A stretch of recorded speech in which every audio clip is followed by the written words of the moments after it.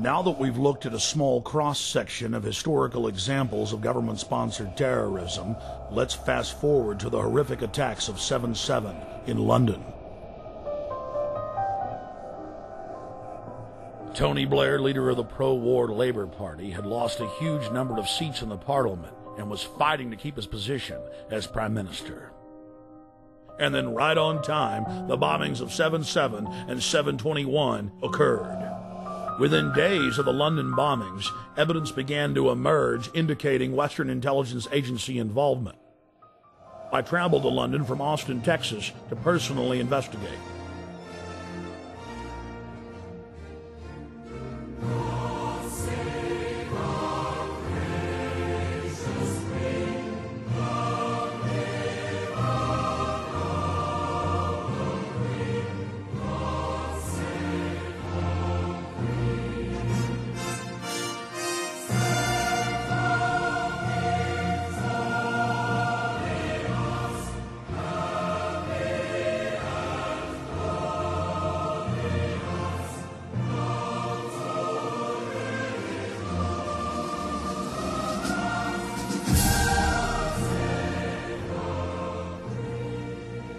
Once I arrived, I was met by Paul Joseph Watson and his brother Steve Watson, who are reporters for my news website, prisonplanet.com.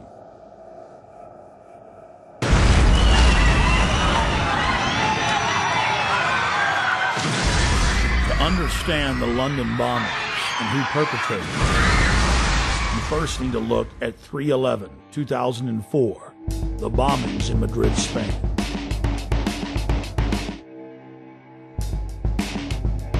Years after the blast that rocked trains in the city of Madrid, Spain, the government admits that al-Qaeda had no connection to the attacks. Every one of the supposed bombers had intimate links to the Spanish security services, including the head of their bomb squad. The alleged leader of the bombers, who reportedly gave dynamite to the terrorists, was connected to the Madrid bomb squad. And we see the exact same earmarks, the same MO in the London bombings that we witnessed in Madrid. On the morning of July 7th, 2005, 3 trains and a city bus were ripped to pieces when 4 military-grade explosive devices detonated. At 8:50 a.m., 3 explosive devices simultaneously detonated on 3 separate trains. Within minutes, eyewitnesses were reporting to the press that there had been multiple terror attacks.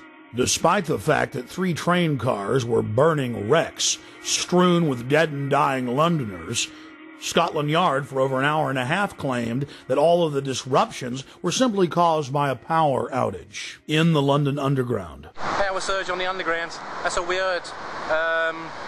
The bus was about an hour after the Underground, so that's when I think everybody knew that it wasn't what it was, you know. I think it was just an excuse, power surge, whatever.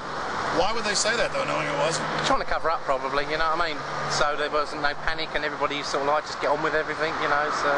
Then, mysteriously, 50 minutes into the attack, the London Police Department orders the number 30 Hackney to Marble Arch bus to leave its normal route and to park at the corner of Woburn Square and Tavistock Place. At 9:47, a 4th bomb detonates, killing 13 civilians and injuring many others. Note, out of several hundred buses in service that morning, it's the only bus that the police take special control of and direct to Tavistock Square. I've been walking up and down this road, looking at the bus stops for a number 30. The bus stops have all the numbers of the buses on them individually. There's no number 30 on any of the bus stops. That's because the number 30 bus was specifically rerouted here on that day. To simplify it, there's no bus stop here. There's no number 30 bus stop here, no. Well, that was in the news, that it was specifically diverted here. They admitted that the number 30 bus was the only bus that was directed to a different area of the city. For what reason? Nobody knows, but they admit that.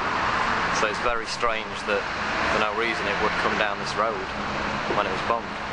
Remember, while all this is happening, the police are on radio and TV telling everyone that it's just a power failure, an outage. Meanwhile, commuters on the bus were listening to other radio reports where eyewitnesses were reporting explosions, The supposed bomber on the bus with the rucksack became panicked and began looking in his rucksack in what witnesses said was a confused and frightened manner. Weeks later, police detectives investigating the case said that all 4 of the bombers on the 3 trains and the bus didn't fit the MO, the modus operandi of bombers. They bought 2-way tickets.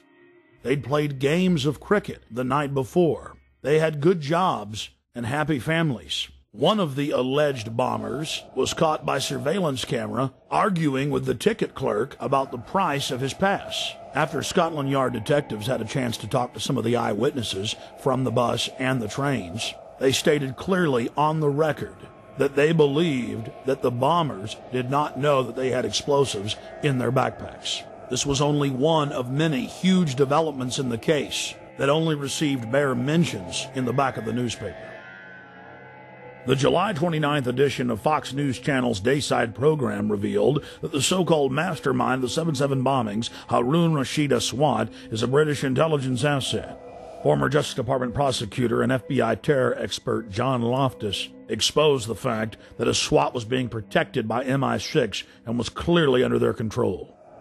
Aswad is believed to be the mastermind of all the bombings in London. On the 7/7 and 7/21, this is the guy, we think. This is the guy, and what's really embarrassing is that the entire British police are out chasing him, and one wing of the British government, MI6, or the British Secret Service, has been hiding him. And this has been a real source of contention between CIA, Hold on, John. Justice Department, and Britain. MI6 has been hiding him. Are you saying that he has been working for them? Oh, I'm not saying it. This is what the Muslim sheikh said in an interview in a British newspaper back in 2001. So he's a double agent, or what? He's a double agent. He's working for the... So he's working for the Brits to try to give them information about al-Qaeda, but in reality, he's still an al-Qaeda operative. Yeah. The CIA and the Israelis all accused MI6 of letting all these terrorists live in London. Now, we knew about this guy Aswad. Back in 1999, he came to America.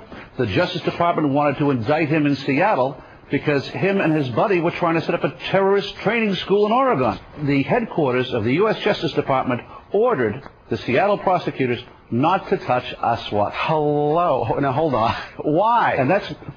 Well, apparently, Aswad was working for British intelligence. Now, there's a split of opinion within U.S. intelligence. Some people say that the British intelligence fibbed to us. They told us that Aswad was dead, and that's why the New York group dropped the case. That's not what most of the Justice Department thinks. They think that it was just, again, covering up for this very publicly affiliated guy with al-Mujarrab. He was a British intelligence plant. Our CIA says, okay, let's arrest him, but the Brits say no again? The Brits say no. Now, at this point, 2 weeks ago, the Brits know that the CIA wants to get a hold of Harun. So what happens? He takes off again. Goes right to London. He isn't arrested when he lands. He isn't arrested when he leaves. Even though he's on a watch list. He's on the watch list.